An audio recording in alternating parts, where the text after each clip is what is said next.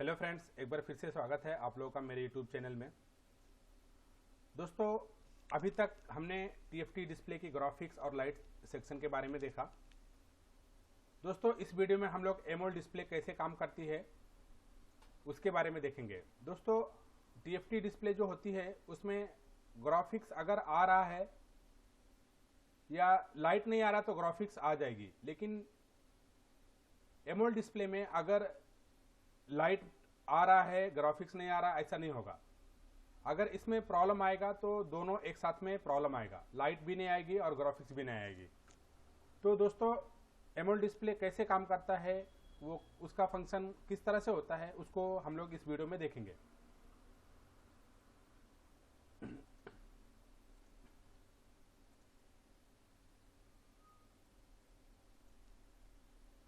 तो दोस्तों, जैसे ही हम मोबाइल को ऑन करेंगे उसके बाद सीपीयू से एक 1.8 वोल्टेज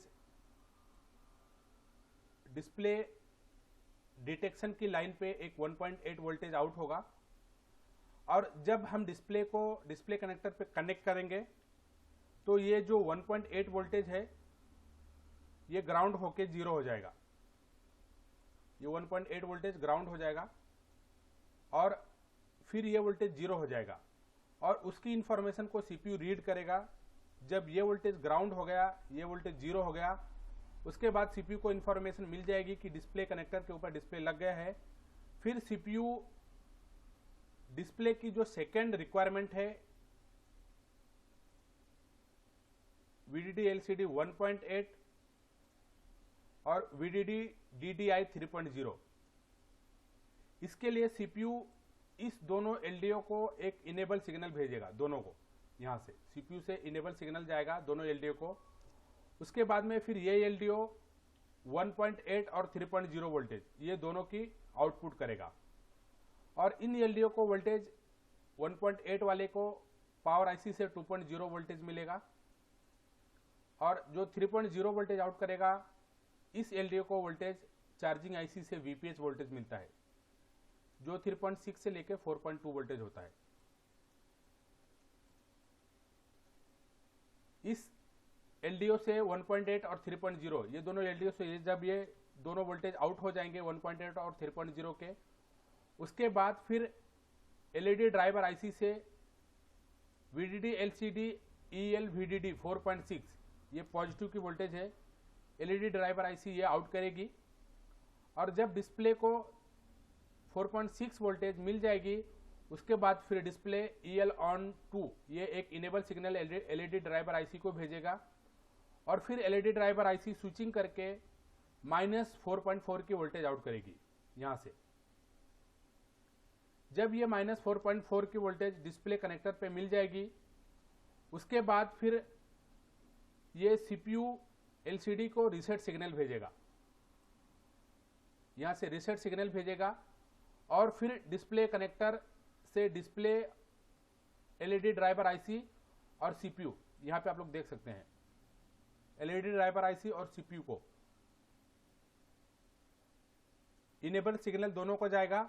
उसके बाद एलईडी ड्राइवर आईसी 7.3 वोल्टेज और सीपीयू मीपी की लाइन से डेटा की लाइनों को भेजना स्टार्ट करेगा, और उसके बाद फिर हमारे डिस्प्ले के ऊपर ग्राफिक्स और डिस्प्ले दोनों आ जाएगा। तो इस तरह से एमोलेड डिस्प्ले काम करता है। एक बार हम लोग इसी चीज को स्कीमेटिक में देखते हैं। तो इसके लिए हम लोग EMI E3 एक बार ओपन करेंगे जिसके अंदर एमोलेड डिस्प्ले लगी हुई है। EMI E3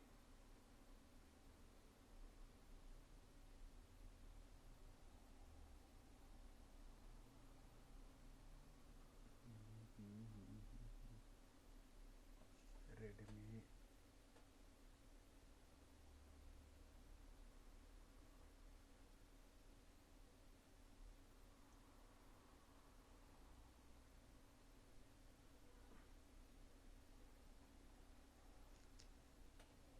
दोस्तों, बोर्नियो ने बहुत कुछ चेंज कर दिया है। अभी स्कीमेटिक इधर उधर कर दिया है कुछ,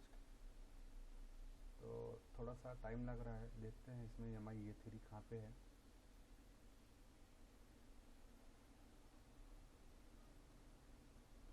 MI3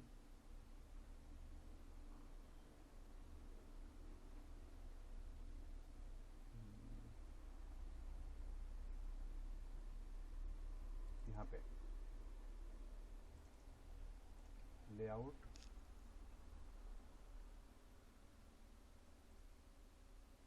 स्कीमेटिक।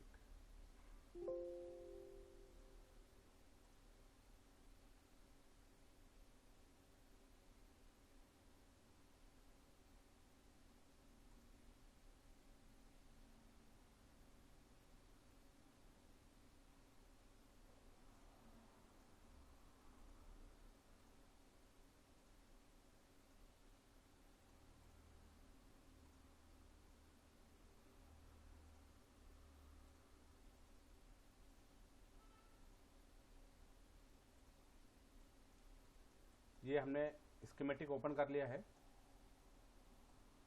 अब हम लोग एक बार देखते हैं इसका डिस्प्ले कनेक्टर कौन सा है। ये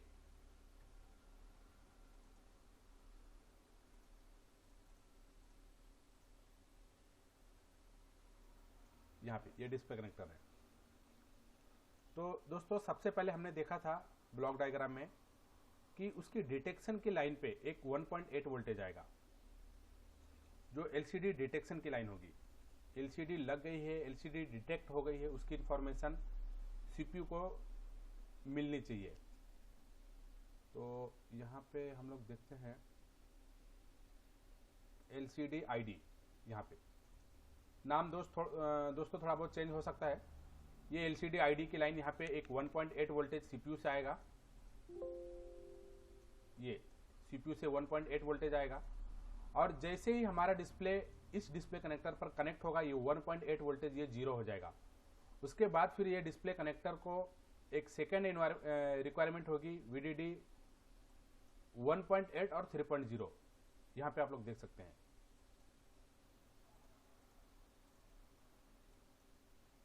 इन्होंने भी LDO का ही यूज किया है। अब ये LDO पे 3.0 की जो वोल्टेज आउट करेगी, यहाँ पे VPS मिलेगा, ये चार्जिंग IC से आएगा, और ये इसको इनेबल सिग्नल CPU से मिलेगा। कब मिलेगा? जब डिस्प्ले हमारा लगेगा 1.8 वोल्टेज ग्राउंड होगा, उसके बाद में फिर ये 3.0 आउट करेगा, यहाँ से इनेबल सिग्नल मिलने के बाद में। और 1.8 वाला हम लोग एक बार देख लेते हैं। ये वोल्टेज कहां से आउट होगा, यहां पे देख सकते हैं एक और LDO है। इसके ऊपर देखिए यहाँ पे भी VPS वोल्टेज दी गई है, और इसकी जो इनेबल ये जो इनेबल है ये CPU से आएगी। यहाँ पे देख सकते हैं आप लोग, ये CPU से GPIO 26 EG33 नंबर बॉल से ये इनेबल सिग्नल इस LDO को जाएगा। उसके बाद में फिर ये LDO VDD 1.8 वोल्टेज आउट करके डिस्प्ले को देगा, डिस्प्ले कनेक्टर पे यहाँ पे आएगा। अब जब 1.8 और 3.0 ये दोनों वोल्टेज मिल जाएंगे, उसके बाद 4.4 ये LCM EL VDD ये प्लस 4.4 की वोल्टेज है। ये वोल्टेज LED ड्राइवर IC से आएगा। ये यहाँ पे आप लोग देख सकते हैं, ये इसकी LED ड्राइवर IC है। यहाँ से 4.4 वोल्टेज आउट होगा, और फिर ये डिस्प्ले कनेक्टर पे जाएगा। दोस्तों ये वोल्टेज, ये IC वोल्टेज कब आउट करेगा? जब इसकी रिक्वायरमेंट पूरी होगी। VPS यहाँ पे मिलना चाहिए, ये कॉइल दोनों ओके होना चाहिए। यहाँ पे 10 माइक्रो हेनरी और 4.7 माइक्रो हेनरी का 2 कॉइल लगा हुआ है। इसकी ग्राउंड, इसकी इनेबल, हाँ, ये सब चीज़ों की रिक्वायरमेंट पूरी होनी चाहिए। तो जब इन चीज़ों की रिक्वायरमेंट पूरी हो जाएगी, फिर ये EL VDD वोल्टेज आउट करके डिस्प्ले कनेक्टर पे भेजेगा। उसके बाद फिर जब EL VDD 4.6 वोल्टेज इस डिस्प्ले को मिल जाएगी, फिर ये EL on 2 की सिग्नल ये display connector LED driver IC को भेजेगा। यहाँ पे आप लोग देख सकते हैं ये एलईडी ड्राइवर आईसी को EL ऑन टू की सिग्नल डिस्प्ले कनेक्टर से आएगी और उसके बाद में फिर ये LCM EL VSS ये -4.4 की वोल्टेज डिस्प्ले कनेक्टर पे भेजेगा आउटपुट करके। अब जब -4.4 की वोल्टेज इस डिस्प्ले कनेक्टर पे मिल जाएगी, उसके बाद में फिर CPU डिस्प्ले को रीसेट करेगा, रीसेट सिग्नल भेजेगा। यहाँ पे आप लोग देख सकते हैं LCD reset negative signal CPU भेजेगा ये यहाँ से, और फिर जब इसको रीसेट सिग्नल मिल जाएगा फिर ये डिस्प्ले EL ऑन 1 की सिग्नल CPU और ड्राइवर आईसी LED की जो ड्राइवर आईसी है दोनों को भेजेगा। वो EL ऑन 1 कहाँ पे है हम लोग एक बार देखते हैं।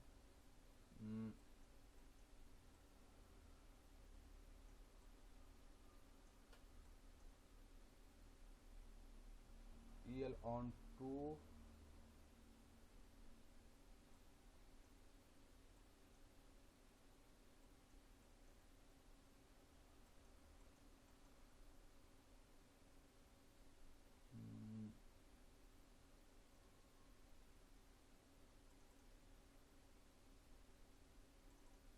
ये वाली वोल्टेज VDD पॉजिटिव इनेबल, ये डिस्प्ले कनेक्टर इस आईसी को देगा और CPU को भी देगा।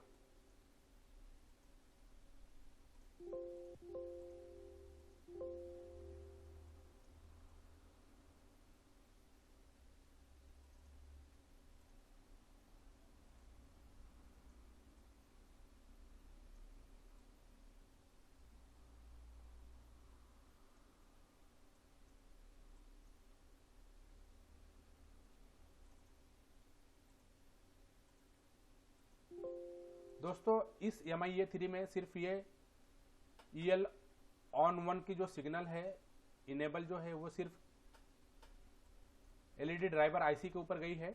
हम लोग जब सैमसंग के मोबाइल ये 50 में देखेंगे तो ये सिग्नल डिस्प्ले और LED ड्राइवर आईसी को और CPU दोनों को दी गई है। उसके बाद में फिर LCD जो है हमारा